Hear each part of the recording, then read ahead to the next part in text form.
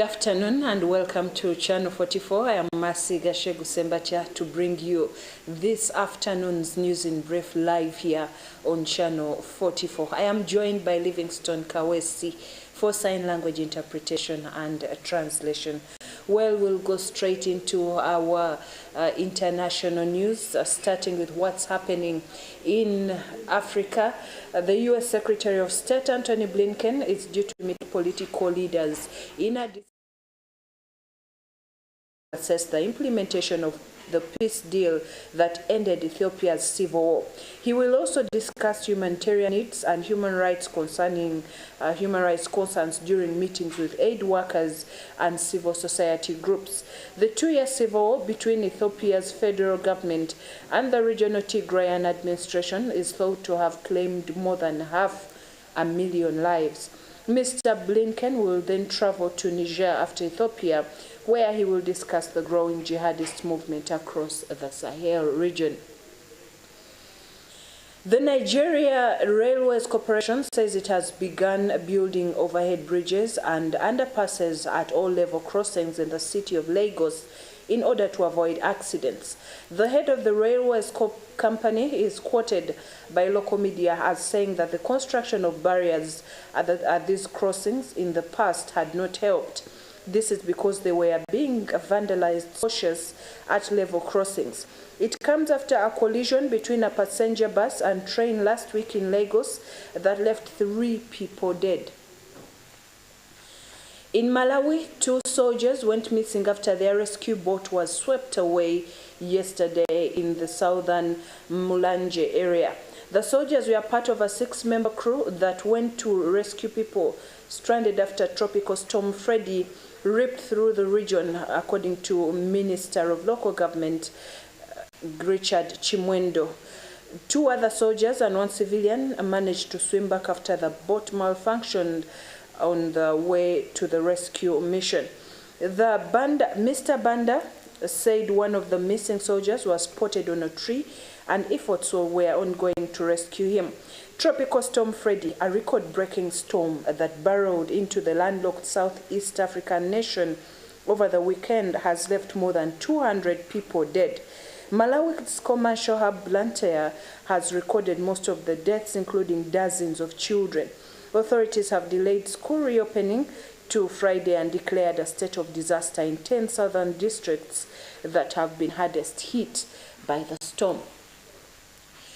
And outside Africa, a Russian fighter jet has collided with a U.S. drone, causing the unmanned U.S. aircraft to crash into the Black Sea, according to the American military. The incident highlights the increasing risk of direct confrontation between Russia and the U.S. over the Ukraine war. The U.S. says the drone was on a routine mission in international space when 2 Russian jets tried to intercept it. Russia said the drone crashed after a sharp maneuver and denied that the 2 aircraft made direct contact.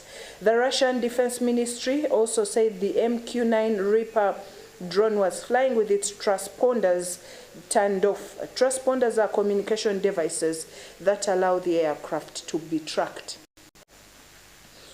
The U.S. has accused Russia of reckless behavior after an American drone crashed into the Black Sea following an encounter with Russian fighter jets. Before the collision, Russian jets are said to have dumped fuel into the path of the drone, which the U.S. says was in international airspace.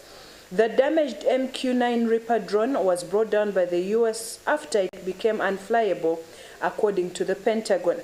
Russia has denied its 2 Su-27 fighter jets made any contact. The key question is whether the encounter was merely an attempt by Russia to disrupt the U.S. drone and its work, or whether it was a deliberate attempt to bring it down. In the Middle East, Pakistan's main opposition leader Imran Khan says the authorities are acting outside the law in their attempt to arrest him. Police have clashed with supporters of Mr. Khan, a former prime minister, outside his residence as they tried to detain him on a court order. He is facing allegations he sold state gifts while in office. He says the case is politically motivated.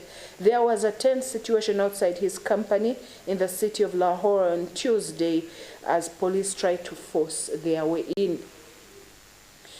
In Asia, Jiang Yanyong, a former military surgeon who blew the whistle on Chinese authorities' cover-up of the 2003 SARS epidemic, has died at age 91. He died of pneumonia on Saturday in Beijing, according to family and friends and Chinese-language local media. Dr. Jiang was praised for saving lives after writing a letter in the early stages of the SARS crisis, which revealed officials were playing down the threat. But he endured house arrest at one point for his unwavering outspokenness. SARS infected more than 8,000 people worldwide in 2003. Of these, 774 died, according to World Health Organization figures. Taiwan is in danger of losing one of its few former allies, Honduras, as the Central American nation seeks official relations with China. Honduran President Xiomara Castro said the pivot aims to expand foreign engagements. Taiwan promptly cautioned Honduras against falling into China's trap. China has long tried to isolate Taiwan and prohibits its partners from keeping ties with the island, which it considers part of its territory. Should Honduras switch sides to China, Taiwan would be recognized by just 13 governments. And finally, intense storms are slamming into both coasts of the U.S., bringing more rain, flooding, and mudslides to California, and high winds and heavy snow to the northeast. Nearly 90,000 customers are without power in New York State, and over 3,000 flights in the U.S. have been delayed. States of emergency were declared in New York and New Jersey yesterday ahead of the storm. Officials predict storms on both coasts will persist overnight. On Monday night, the National Weather Service warned of the double whammy of storms heading to the two coasts. To the end of this afternoon's news in brief. Thank you for watching Channel 44. I remind you that revival nights are still happening here at the Miracle Center Cathedral. Yesterday we had great testimonies of people who have been delivered during the dream interpretation sessions and the different services happening here at the Miracle Center Cathedral. I invite you, come and be part of today's midweek service here at the church. Pastor Robert Kayanja will be ministering greatly. There will be great praise and worship. There will be a dream interpretation, healing of the sick, and very many other Holy Spirit encounters. I also remind you that as soon as I get off set this afternoon, Pastor Jessica Kayanja, our mother, is coming up next with the lunch hour program. Stay tuned and your life will not remain the same again. We'll meet again at 4 p.m. with the business news together with Bill Clinton Noahereza. I remain Mercy Gashegu Sembatia and Livingstone Kawesi. Enjoy your afternoon.